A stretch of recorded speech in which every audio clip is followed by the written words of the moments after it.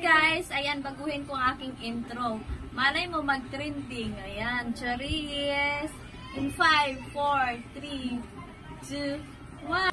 Hi vlog! Welcome to me guys! Charis! I'm Marian Abrigana Vlog. Bago ang lahat, intro. Pasok!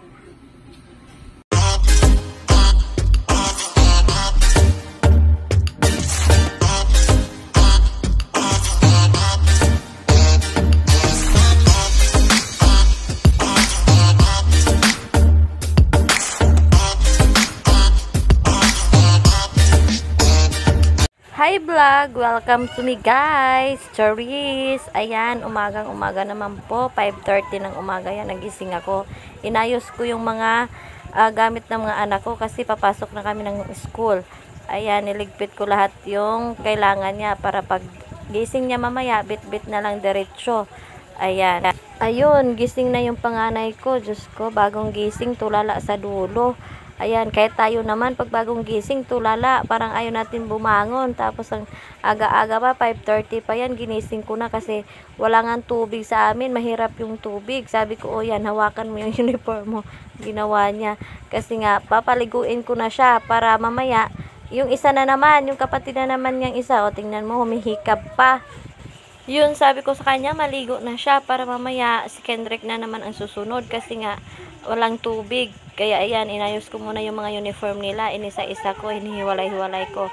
Sa kanya, kay Kendrick din. Ayan na si Kendrick, gising na, Diyos ko. Nakahiga pa rin. Ayaw pang bumangon. Ayaw, nagsiselfone muna bago maligo. Ayan, nagising na lahat, nagbibihis na lahat.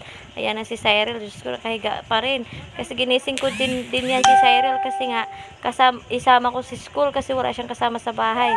Alam mo na, mahirap na pag walang bantay. Ayan na yung panganay ko, nakabihis na. Diyos ko po, ang hirap pag marami kang anak talaga. Tingnan mo na itsura ko. Para ng aswang, Charis. Aswang na maganda, char. Yun na nga, malapit na kami matapos. Sabihisan ko na, ayan, nakaligo na yung pangalawa ko. Ayan, binihisan ko na naman siya. Ay, susunod ko na naman yung bunso ko kasi nga, isama ko din yan. Ayan, binihisan ko muna yung Kinder Love. Pagkatapos niyan, si Cyril naman ang isusunod ko. Ayan, inayos ko yan kasi nga hindi pa siya marunong. Yung panganay ko, marunong na siya magbihis. Kaya hindi na niya ako inaasahan. Ayan, yung kinder ko na lang kasi nga, ayan, may dumating yung tito niya, nagdala ng pantalon ng kuya niya, ibibigay daw sa kuya niya. Ayan, inayusan ko pa.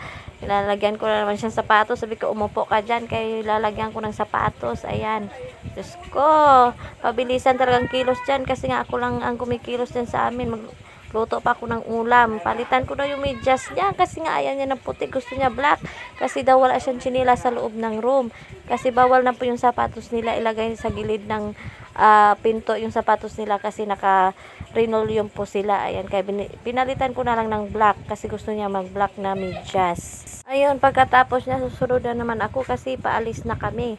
Kasi kailangan ko rin sumama doon sa school kasi wala silang bantay. Ayan, naglalakad na kami sa daan. Pinaabang ko yung dalawa ng tricycle kasi mahirap sumakay pag umaga, pag walang tricycle. Ayan, buti na lang may dumaan na tricycle. Nakasakay kami agad. Late na kami. Magsi-7 na. Diyos ko, pabilisan. Yan, yung tricycle ng mamadali. Ayan, marami kami sa loob kasi nga maraming sumabay sa amin. Ayun, nakarating na kami ng school. Late na tayo, late. Late na po kami. Na-late kami, na-late.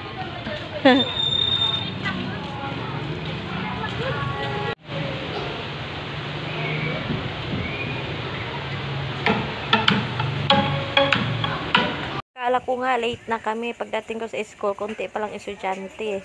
Kaya sabi ko sa kanya, maupo muna siya dyan kasi doon muna ako sa labas.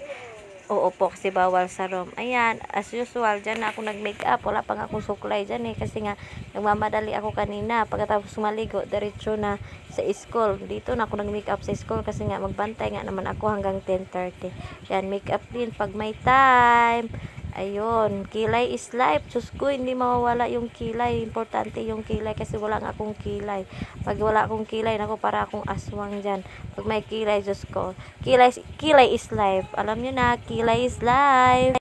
Habang naghihintay, ayan, magme-makeup, magkikilay, retouch sa mukha para mamaya fresh na at saka okay na, ayan. Upo-upo muna kami nung bunso ko kasi kami dalawa lang naiwan. Ayan. Lipstick ang pinaka last kasi importante din may lipstick ka, Charis, para maging maganda. Ayan. Ayan na ang buhok ko para pang unang kasuklay-suklay. Wala pa naman akong dalang suklay. Ayun na nga.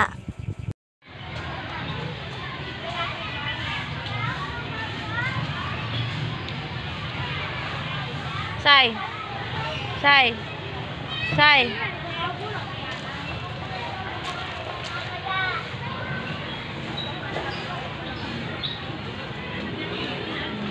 Please like, share, and subscribe. Bye.